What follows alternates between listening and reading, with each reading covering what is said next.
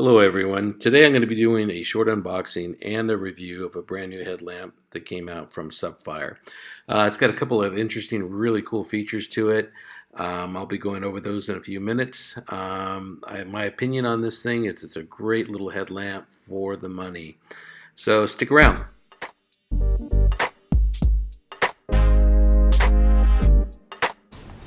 Ciao, Shenhao. Goedemorgen. Dobre utro. Buenos dias, amigos. Good morning to you American people speaking English. This will be done in English, by the way. This is a product review of the brand new HL09 headlamp from Supfire. In all disclosure, this was sent to me, or I was asked to do a review of this product for a gentleman by the name of Jay at Supfire. Nihama. Jay, how you doing? Hope you're gonna like the review. It's one of my first video reviews, so bear with me, guys. So I was asked to do this, with all disclosure, asked to do a review of this. I did purchase this product. I'm currently in the Netherlands and had to pay quite a bit of money for shipping.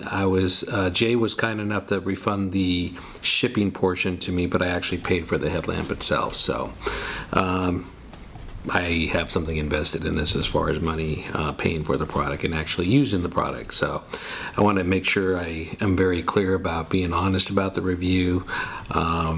This is something I use. I'm actually a scout leader and work with scouts, do a lot of camping, backpacking. But first I'm going to do the unboxing part of it. So let's go ahead and begin with that right now on the HL09 Supfire headlamp. The key feature about this thing, or the selling point of this particular headlamp, is that it has a motion sensor switch to turn the light on and off. So it looks like we got a headband in there, got a charging cable, a USB charging cable. This is a rechargeable light. It does have a micro USB port or connection to charge it. And here we got the headlamp itself. And looks like we got a card from Supfire. Thanks a lot, Jay. Super nice guy. So, as you can see, the color on this here, it looks a little bit better than the product shot that I saw in the description on Amazon. At first, to be honest with you, when I saw the colors, I kind of gave Jay a bad time about the color scheme. It looked a lot, kind of like a fleshy tone or brown, and didn't make a lot of sense with this headband. If you look at the headband, it doesn't kind of match.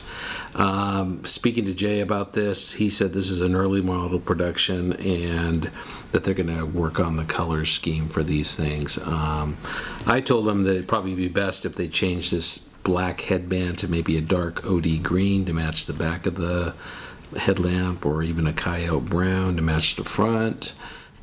Now, as far as the headlamp goes, I'm really impressed with this. I was a little skeptical at first with the main feature and selling point of this headlamp, which is a motion sensor switch. It has a standard switch, on and off switch, and mode click through tactical button, and the other side has a motion switch, so you can turn it on and basically just wave your hand in front of it. It has two sensors. These two little guys are apparently motion sensors that will turn the light on and off. I thought, that's kind of a gimmick. Why would I need that? But then I thought about it, and I'm sure if you got greasy hands, or you're a mechanic, or you got gloves on, or you got stuff in your hands and you can't, you could just wave your hands in front of the light, which is kind of nice, I thought. I have tested this out. You can do so by hitting the left side of this button here. And if you notice, and you can see that, there's a blue light in there. That lets you know that it's in the motion sensing mode. And it works for all for all settings on the light. So it works with the red light, the strobe, the floodlight, the spotlight, and the combination flood and spot. So it works very well, as I will demonstrate here. very consistent, haven't had any problems with it. I've been testing this light for the last 3 days or so, and this works really well. I was rather surprised how good it worked. And let me go ahead and turn that off. To turn it off, you just hit the button again, it goes off. You can use it, as I said, in all different modes. There's a spotlight. You can go to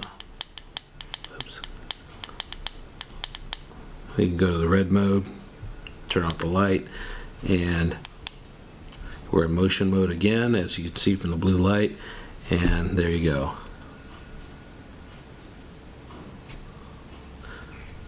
Turn the light off again. So it has 5 modes to it. The first mode to it is spotlight. Second one's a flood. Third one is both flood and spotlight together. And I'm gonna have to start up over. There's red and red strobe.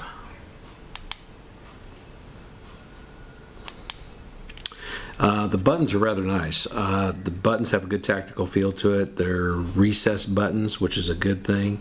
As many probably have experienced, leaving a headlamp in a backpack or stuck in a bag full of gear, sometimes that the light can get turned on, and no one likes to go and reach for their headlamp and find out the battery's dead. So I kind of appreciate the fact that these are recessed. The buttons are kind of stiff, which is a good thing. They're not too stiff, but they're stiff enough. And you can hear a really good, nice, loud click to them. So, well-made buttons.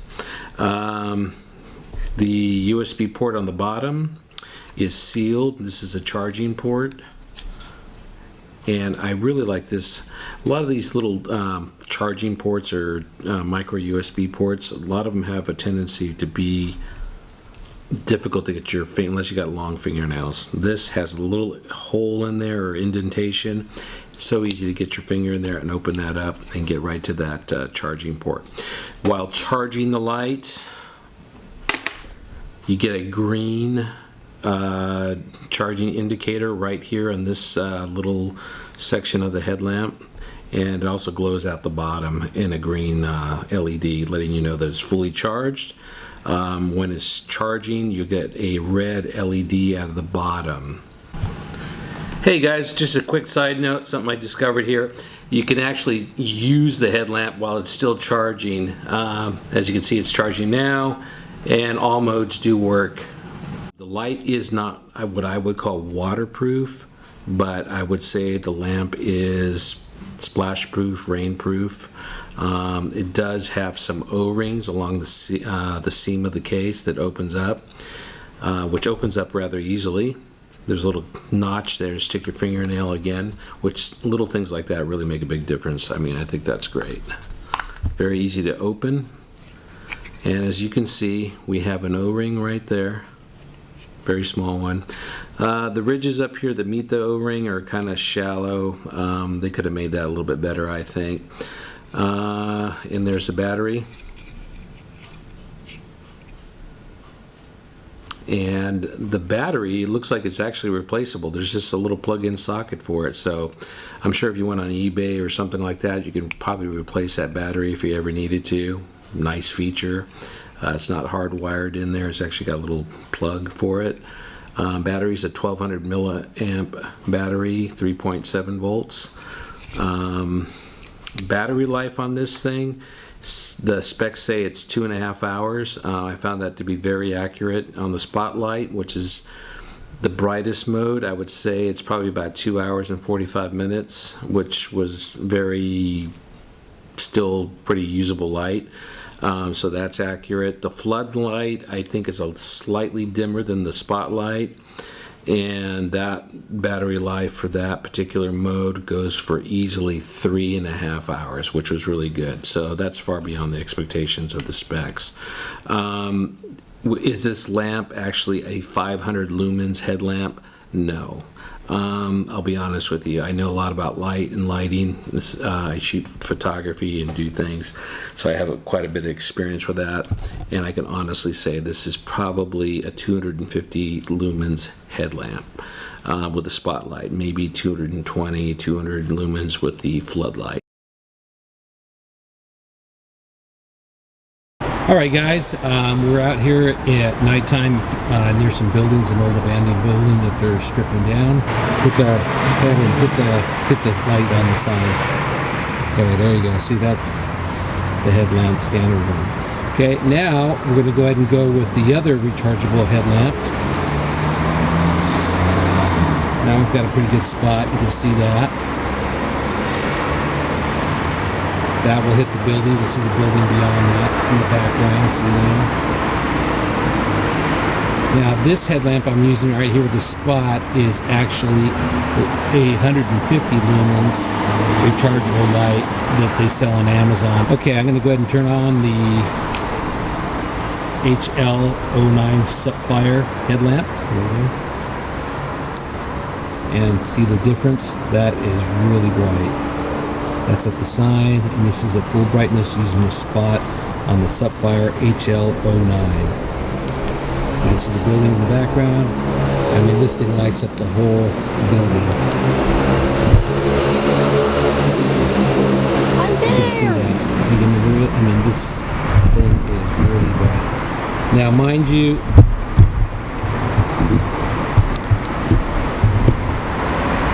now, I'd like to let you guys know, this is on manual exposure with the camera, so the camera is going to be consistently keeping the same exposure for all three headlamps that you're looking at.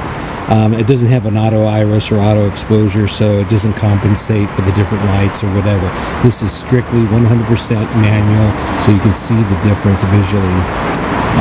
Again, this is the HL09 Supfire. As far as headlamps without external battery packs, just being an internal battery pack for a headlamp, I mean, you're not going to find anything more than 250 or 200 lumens. If you need something brighter than that, you're going to have to go with a external battery pack type headlamp. And honestly, 250 lumens is extremely bright. Anything beyond that is kind of ridiculous unless you're cave diving. I don't know. In rare cases, you may need something brighter than that, but you're going to have to go with an external battery pack. So is this thing bright? Absolutely. This thing is extremely bright. The spotlight does have some side spread to it, but the spotlight actually has a very long throw to it. I'd say about maybe 50 yards. The floodlight, which is the exterior and the yellow here, that particular area is the flood lamp. That is a very broad light, a very soft light. It's probably about 140 to 150 degrees on the spread. The red light's a red light, strobe light, red strobe light's a strobe light. I don't see any real purpose of having the mode for spotlight and the flood at the same time. I would have preferred a low light setting, something like 50 lumens, 40 lumens. To conserve battery life. Having a headlamp that's 500 lumens is ridiculous. 250 is more than enough for just about 80 or 90% of most people, I would think. The articulating back here, the angle for that is pretty stiff, but not too stiff. I think you could probably, joggers could probably wear this without it, falling downwards or whatnot. Final thoughts here in closing. Great little headlamp. Really impressive. Brightness on this is fantastic. Battery life is really good considering how bright it is. Would I recommend this to friends and other people? Absolutely, all day long. I really like it. So I hope you enjoyed the review. If you have any questions or comments, feel free to leave them down below and I'll try to get back to you and answer them. In the meantime, Sheshe Zaijin. Sim пока, muy дружnas. Adios, amigos. And how do? All right, guys. Thanks a lot. Bye-bye.